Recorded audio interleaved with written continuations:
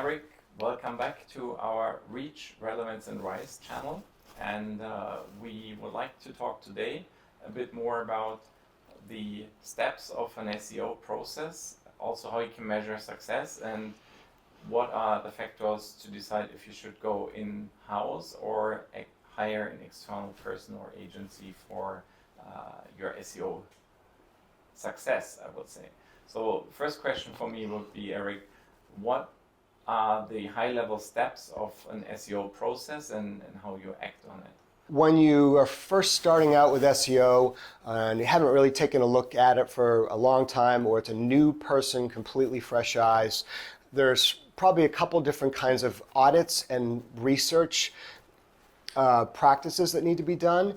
One of them would be the on-site audit of, in particular, some technical issues like what's causing the speed to slow down in certain places.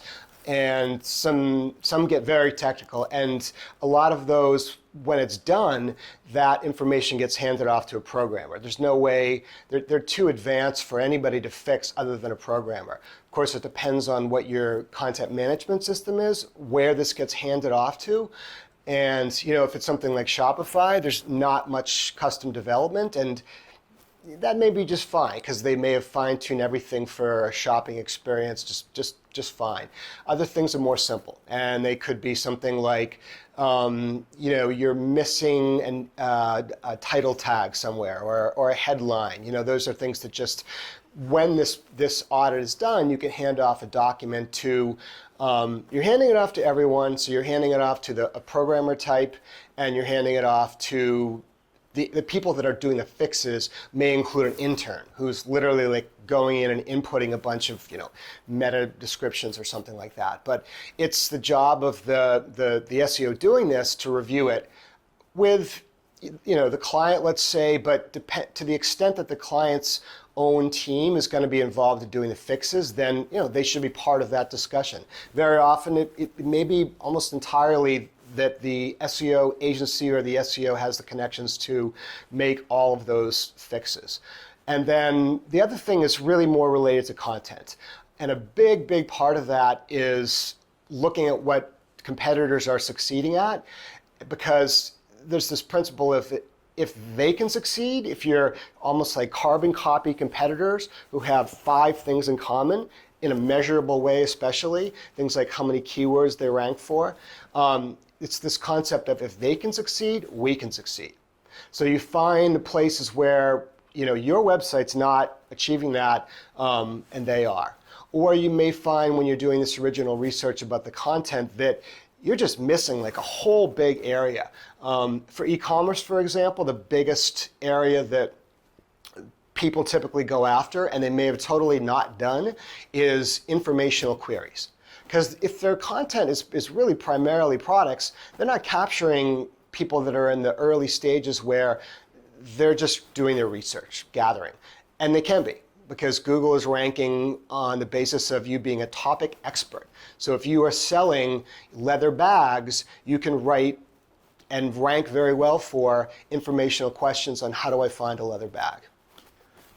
Cool. So yeah, different steps, there's different people involved, also internal, external, you said, right? Yeah.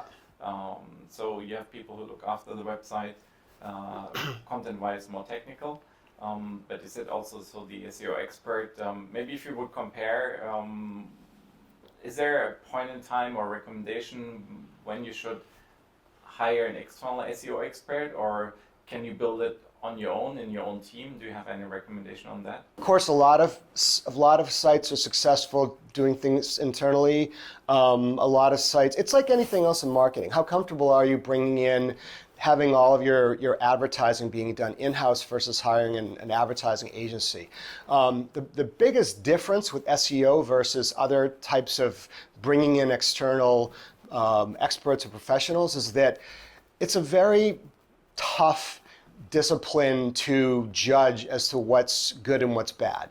And if you bring someone in, unless you're really good at measuring the success, it's really hard to know whether his way of doing things is the right way. SEO can be less measurable, right? It's a bit more like PR.